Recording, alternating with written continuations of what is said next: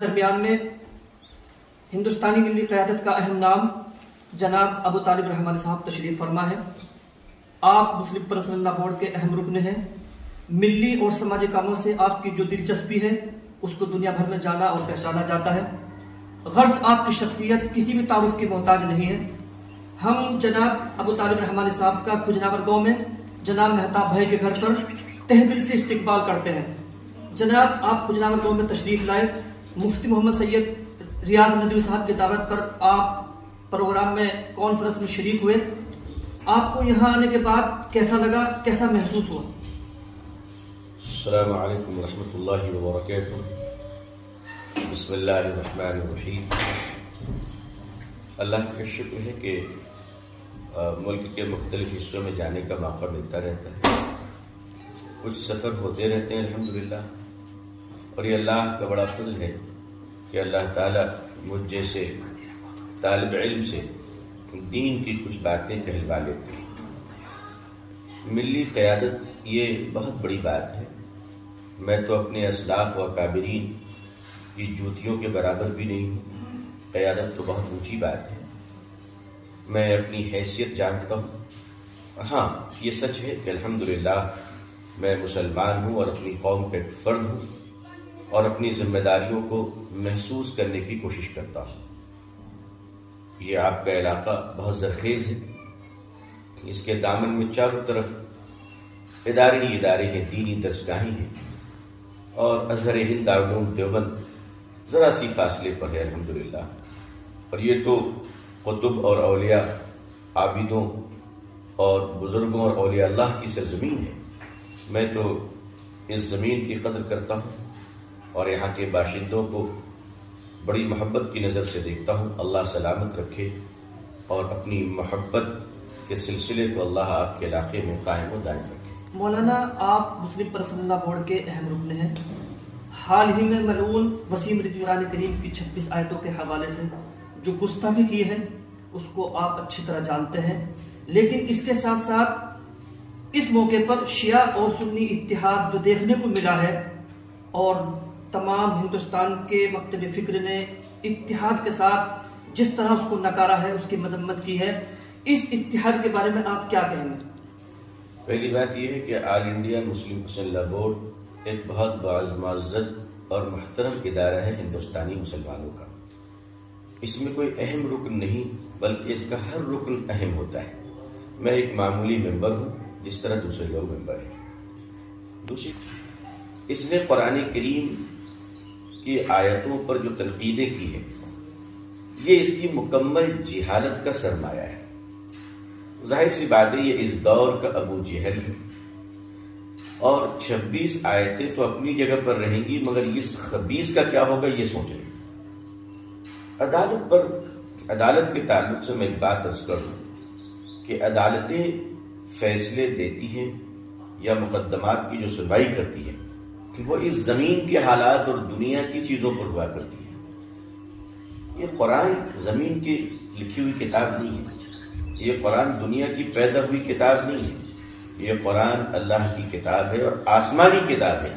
دنیا کی کوئی عدالت اس پر کسی قسم کا حکم سنائے ہی نہیں سکتی۔ میں عدالت سے ظاہر سی بات ہے مجھے امید ہے، اور ایک ہندوستان کے شہری ہونے کی حیثیت سے میں عدالت سے درخواست کروں گا کہ اس کے اس پٹیشن کو خارج کرے اور عدالت کا وقت ضائع کرنے کے جرم میں اس پر بھاری جرمانہ عائد کرے۔ اچھا مولانا، ایک سوال ہے آپ سے۔ سوال یہ ہے کہ دیکھنے میں آتا ہے کہ لوگوں کا ہندوستان کی جو ملی قیادت ہے اس پر اعتماد میں ہمیشہ کچھ نہ کچھ کمی دیکھنے میں ملتی ہے۔ اس کی آخر کیا وجوہات ہیں؟ جب تک ہم اپنی قیادت پر اعتماد اور اعتبار نہیں کریں گے تو ہمارے مسئلے کیسے حل ہوں گے؟ دیکھیے، اس کی جو بڑی وجہ ہے، اچھے لوگوں کی خاموشی برے لوگوں کو موقع دیا کرتی ہے۔ تو جو اچھے لوگ ہیں وہ یہ کہہ کر خاموش نہ رہیں کہ صاحب یہ بہت برے لوگ زمانے میں آ گئے ہیں، لہٰذا اب ہم سیاست میں نہیں جائیں گے، قیادت میں نہیں جائیں گے، کام نہیں کریں گے، بدنام کریں گے۔ سوشل میڈیا پہ کچھ پاگل بےہودے قسم کے لوگ غلط کمنٹ کرتے ہیں، اس سے مایوس ہو کر اگر ہم خاموشی سے بیٹھ جائیں گے تو یہ ملت کا نقصان ہوگا۔ ہماری ذمہ داری ہے کہ جو کچھ اللہ نے ہمیں صلاحیتیں دی ہیں، ہم کسی بھی کمنٹ، ری ایکشن، رد عمل اور ناکارہ، بزدل، بےہودے اور غلط قسم کے ناپاک لوگوں کے گندے اور غلیظ کمنٹ کی پرواہ کیے بغیر ہم اللہ سے اجر کی امید رکھتے ہوئے اپنے کام کو کرتے رہیں تو انشاءاللہ بھروسہ بھی بڑھے گا، امیدیں بھی بڑھیں گی اور قیادت ہمارے اور آپ کے درمیان سے ابھرے گی انشاءاللہ۔ مولانا آپ کی تقریروں میں بارہا میں نے سنا ہے، آپ بہت اچھی ایک بات کہتے ہیں کہ ہم تمام سماج میں جتنے لوگ ہیں ان کے ساتھ پیار محبت کا مظاہرہ کریں، اخلاق سے پیش آئے، یہی ہماری سب سے بڑی دعوت اور یہی ہمارے مستقبل کی خوبصورت ضمانت ہوگی۔ لیکن اس سلسلے میں دیکھنے میں یہ آتا ہے کہ جو ہمارے جو مدارس ہیں، ہمارے جو ایک خاص طبقہ ہے وہ سماج سے بہت دور ہوتا جا رہا ہے، یعنی سماج کا اس سے کوئی تعلق نہیں ہے، تو اس کی آخر کیا وجوہات ہے؟ دیکھیے وجوہات پہ میں سو جانا نہیں چاہوں گا، بہت طویل باتیں آ جائیں گی اور بہت ساری تلخیاں باہر آ جائیں گی، میں نہیں چاہتا، لیکن میں یہ عرض کرنا چاہوں گا، گزارش کرنا چاہوں گا کہ جو ہوا سو ہوا، اب نئی شروعات کریں، نیا آغاز کریں اور قربت کی کوشش کریں۔ دیکھیے اس لیے نہیں کہ ہمیں لوگوں کو خوش کرنا ہے، اس لیے قربت کریں کہ اللہ خوش ہوتا ہے، اور اللہ تعالیٰ یہی تو چاہتے ہیں ہم سے، کنتم خیر امت اخرجت للناس، اللہ نے ہمیں جو امت بنایا اور خیر والی امت بنایا اور بھلائی کے حکم کرنے کا اور برائی سے روکنے والی امت اللہ نے بنایا، تو ہم کیا اس ملک میں کروڑوں لوگوں کو اس طرح دیکھ سکتے ہیں کہ وہ ظلم کا شکار ہو، وہ باطل کا شکار ہو، وہ اللہ نہ کرے خدا بیزاری کا شکار ہو، تو ہم اللہ کے کیا جواب دیں گے، کیا جواب دیں گے؟ اس لیے بھی بہت ضروری ہے کہ مدارس اسلامیہ، مساجد کے دروازے کو تو بالکل کھول دینا چاہیے کہ مسلمان نماز پڑھنے آ رہے ہیں، اگر ہمارے ایک ہندو بھائی مسجد کے اندر آ کر دیکھنا چاہے کہ مسلمان کیا کر رہا ہے تو کبھی رکاوٹ نہ ہو، بالکل دیکھ سکتا ہے، ہم کھلی کتاب ہے۔ ہماری مسجدوں کا دروازہ بھی ہمارے اس ملک کے بھائی بہنوں کے لیے کھول دینا چاہیے کہ ہم دیکھیں کہ مسلمان مسجدوں میں آخر کرتے کیا ہیں۔ آپ کو اور ہمیں بدنام کیا جاتا ہے، نظروں سے دیکھ لیں، یہ ملک الحمدللہ ایک اچھا ملک ہے، اس ملک کے باشندے میجورٹی اکثریت اچھے ہیں، ہم اپنے اخلاق کو اچھے کر لیں گے، اور مسلمانوں کا اخلاق درست ہونا، بالخصوص زبان، اس کا ٹھیک ہونا بہت ضروری ہے۔ ہم جو چاہتے ہیں زبان سے کہہ دیتے ہیں، یہ بات مناسب نہیں ہے۔ اچھا مولانا، ہندوستان کی جو عوام ہے، خاص طور سے مسلمان، یہاں کی اقلیت ہے، ان کے اندر ایک خوف ہے، ایک مطلب ڈر کا ماحول ہے، وہ کشمکش میں مبتلا ہے، شکایت یہ ہوتی ہے کہ ان کو بہترین قیادت نہیں ملتی، اس حوالے سے آپ کیا کہیں گے؟ دیکھیے سیاست نے خوف پیدا کیا ہے، اس لیے کہ ان کو معلوم ہے کہ ڈری سہمی قوم پر حکومت کرنا آسان ہوتا ہے، لہذا موجودہ جو پولیٹیکل سینیریو ہے تو اس کی ایک بہت بڑی چال یہ ہے کہ یہاں کی مائنورٹی اقلیت کو اتنا خوف زدہ کر دیا جائے کہ یہ اپنے حق کی آواز بلند نہ کر سکے، یہ اپنے ووٹنگ رائٹ کا استعمال نہ کر سکے، یہ اپنے دستوری حقوق کا مطالبہ نہ کر سکے، لہذا جو کچھ بھی قائدین یا خادمین، چلیے خادمین، ملت کے ہر فرد کی ضرورت ہے کہ اپنی ملت کے ایک ایک فرد کے اندر سے مایوسی کو کافور کریں، اسے نکالیں اور یہ اعلان کریں لا تقنطوا من رحمت اللہ، اللہ کی رحمت سے کبھی مایوس نہ ہو۔ مایوسی سے نکلنا یہ بہادری ہے اور مایوسی میں مبتلا ہونا یہ بزدلی ہے۔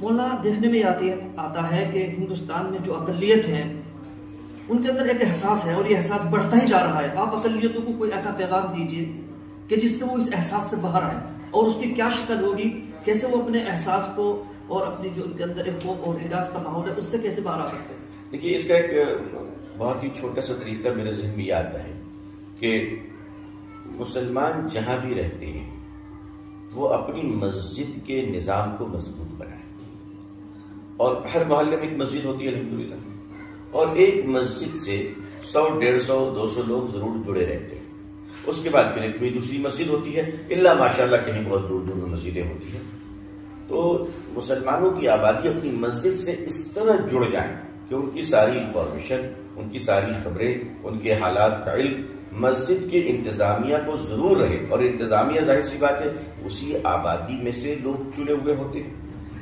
وہی انتظامیہ ہوتی ہے، تو ہمیں ہمارے علم میں ہونی چاہیے، ہمارے پاس جس طرح جب نماز میں بلانے والی جماعت اسی طرح بچوں کو پڑھانے والی جماعت بھی ہونی چاہیے، تعلیمی جماعت، جو افراد صرف اس لیے گشت کرے کہ ہمارے محلے میں کوئی بچہ غربت کی وجہ سے، کسی اور مجبوری کی وجہ سے تعلیم سے محروم تو نہیں ہے۔ ہماری ایک جماعت ہونی چاہیے یا ایک ہی جماعت ہو جو سارا کام کرے، معاشی نظام کی خبرگیری کرے کہ ہمارے محلے میں کوئی بیوہ، کوئی متعلقہ، کوئی غریب، کوئی بوڑھا، کوئی مجبور، کوئی بھیک تو نہیں مانگ رہا ہے، چلیے ہم اس کے لیے کچھ کر سکیں انشاءاللہ۔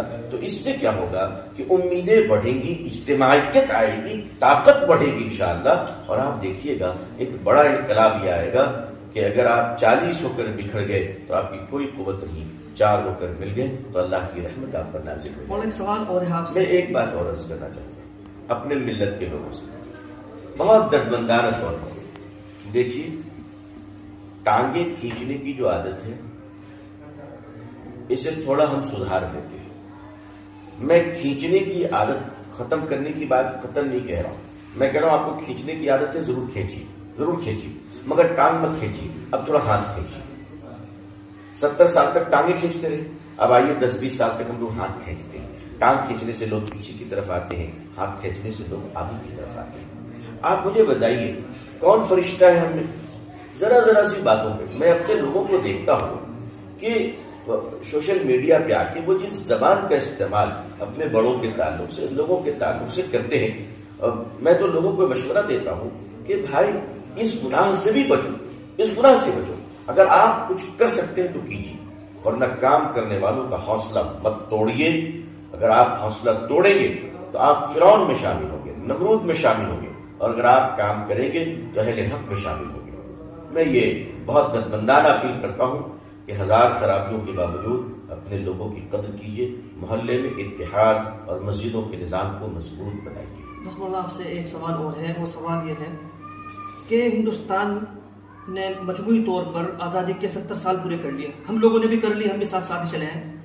ہندوستان میں جو دینی مدارس ہیں اور جو بڑے مدارس ہیں اور جو علاقائی مدارس ہیں، دیکھنے میں یہ آتا ہے کہ ان کے درمیان آپس میں جو تعاون اور محبت اور تعلق ہونا چاہیے اس کا فقدان نظر آتا ہے۔ یعنی ایک مدرسہ اگر صاحب حیثیت ہے، ایک مدرسے کے محتمم کا بہت اچھا چندہ ہے تو وہ دوسرے کو بتانے کو بالکل تیار نہیں ہے، تو ایسی صورت میں یہ تفریق آنے والے وقت میں نقصان دہ ثابت ہو سکتی ہے۔ آپ کیا کہیں گے؟ فی الحال لگتا ہے کہ آپ بہت دل جلے ہیں، آپ کا سوال بتا رہا ہے کہ آپ بہت تکلیف جھیل چکے ہیں۔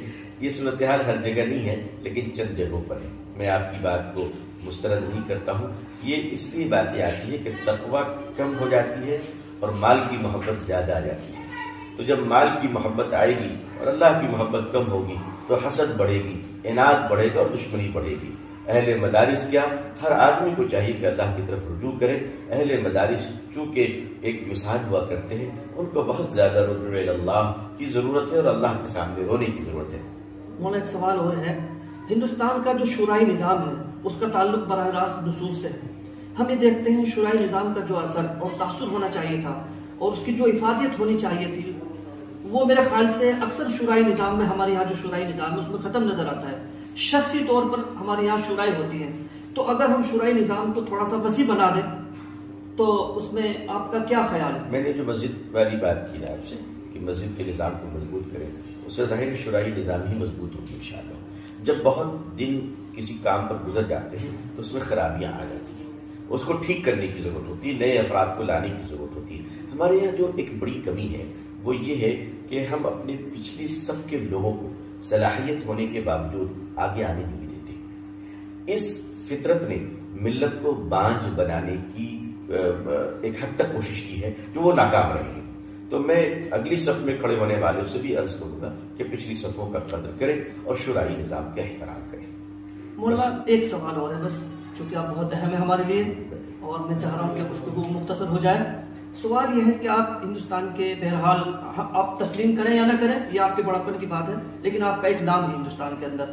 ہندوستان میں بہت سارے مکتب فکر کے لوگ رہتے ہیں، ان مکتب فکر کو ایک پلیٹ فارم پر لانے کے لیے خاص طور سے مسلم پرسنل لا بورڈ یا ہمارے جو مدارس ہیں، دارالعلوم دیوبند، مظاہر سہارنپور، تمام مکتب فکر کو کیسے ایک پلیٹ فارم پر لا سکتے ہیں، اس کی کیا شکل آپ کے ذہن میں ہے؟ دیکھیے، آل انڈیا مسلم پرسنل لا بورڈ جیسا آپ نے خود اقرار کیا ماشاءاللہ کہ وہ منسوب الاسلام تمام فرقے اور تمام مسلکوں کا متحدہ اور قابل احترام ادارہ ہے الحمدللہ۔ رہی بات کہ اور جو مختلف ادارے ہیں وہ بھی آہستہ آہستہ اب قریب آ رہے ہیں ماشاءاللہ۔ وہ کہتے ہیں نا کہ جب سردی لگتی ہے تو ہر آدمی کمبل ڈھونڈتا ہے.